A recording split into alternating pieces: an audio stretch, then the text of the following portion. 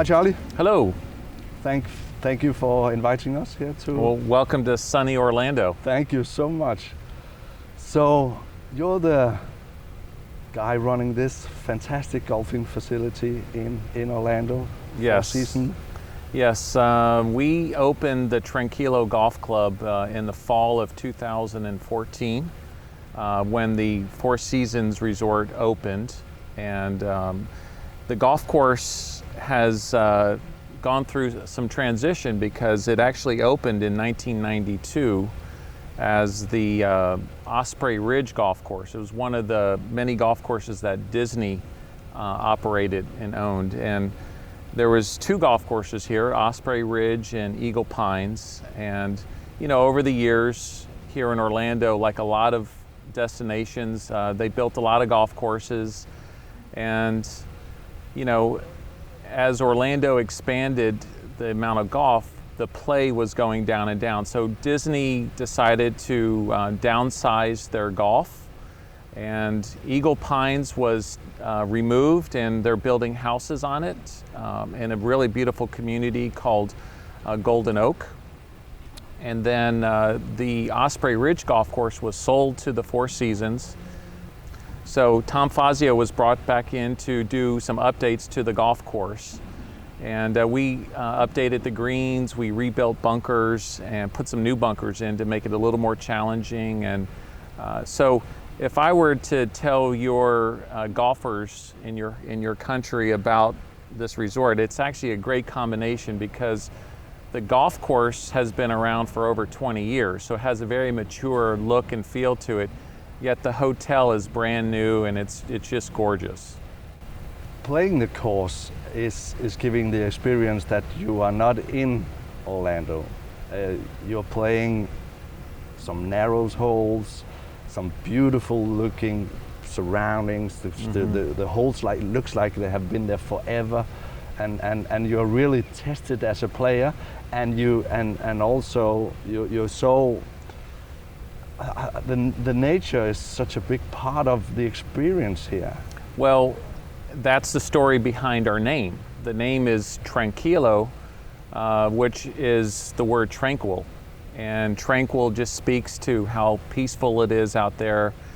It's very unique in the sense that there are no homes on the golf course, which, you know, in Florida, that is very unique. So we're blessed to have a beautiful piece of land that has been a part of the Disney World complex, you know, for decades. And so you're out there. It's a very, it's like a nature preserve out there. There's deer, wild turkey running around, and it's just very quiet. We're not near any airports, so the customers, when they play the golf course, they are able to just really enjoy, you know, the beautiful Florida weather, and it really takes the stress out of travel when you're out in an environment like that.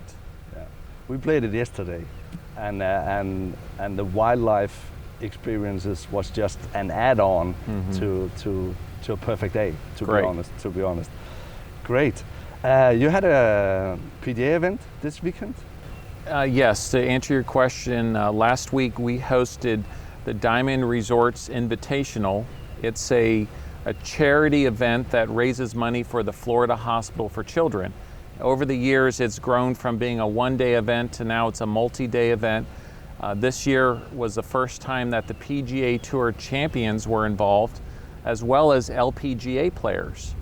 And then there were celebrities. So most of the celebrities were sports athletes here from the U.S., a lot of baseball players and some football players, and it was just a great gathering of people who appreciate the game of golf, and to be able to raise money for, you know, children here in Orlando that are struggling through some medical issues.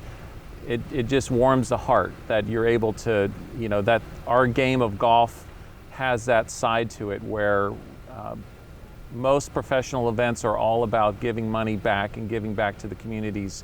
So Last week, it was a very unique format. It was a modified Stableford scoring system, so the players were rewarded for making birdies and eagles with points. And there was the professional field and the celebrity field, and they were both competing for separate purses. They were all playing from the same tee box. So the ladies and the champion players were competing from the same tee box, and the celebrities were on the same, and that made for some great interaction between the players. And when we spoke to the professionals, they were excited to play with some of their heroes and famous baseball players to learn about how they handle pressure. And then likewise, the athletes were marveling at the beautiful golf swings and how well the champion players or the LPGA players play the game of golf, and they were learning how to manage their game and manage the golf course. Yeah, fantastic. So the feedback from the players and the celebs and normally from your guests from a day here, that is normally what? Well, as the feedback that we've been receiving since we reopened the golf course, it's been extremely positive.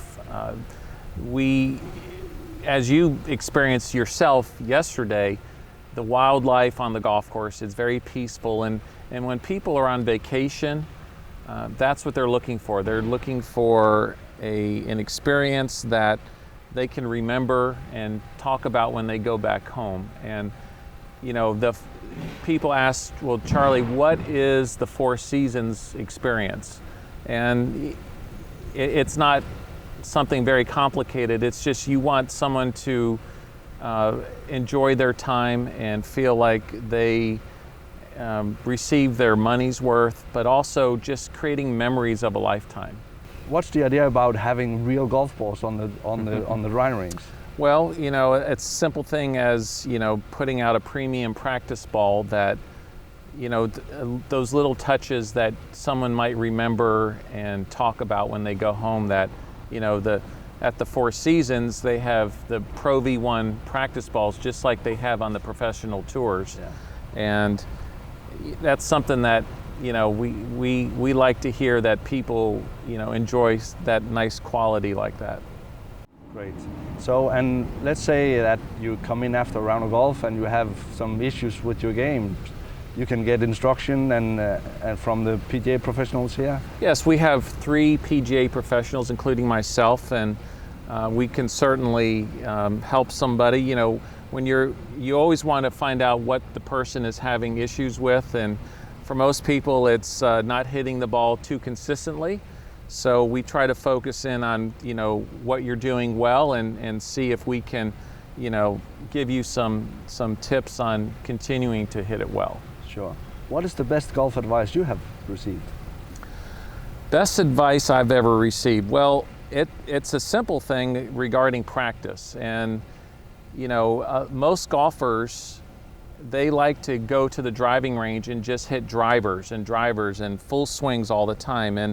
And my advice that I received that I try to pass on to any student is, spend as much time putting as you do on the driving range working on your full swing. And that's something that most people don't really think about. They just hit a few putts and they think that's all that's needed.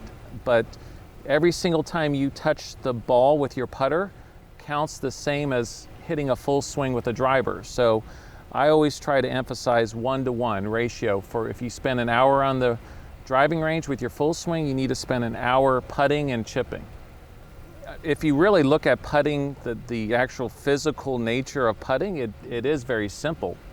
I think what people struggle with becomes a little more mental.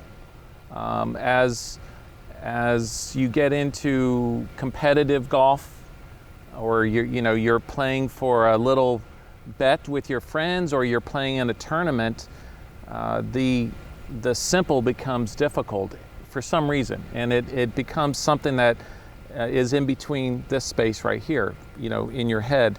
So what I've learned over the years is to try to help somebody in that situation by developing a routine. There was a guy shooting 59 here during the PGA tournament this weekend, and I have to be honest, this course isn't easy. You have some tricky tee shots, you have some decision to make on every hole, you have slopey greens, you have fast greens, you don't want to be on the wrong side of the pin. There's a lot of beautiful water hazards. So you will be tested out there, and even so the scoring was very, very good. To me, I think it's great. I mean, that's what makes it exciting when people make a lot of a birdie and do great scores like that.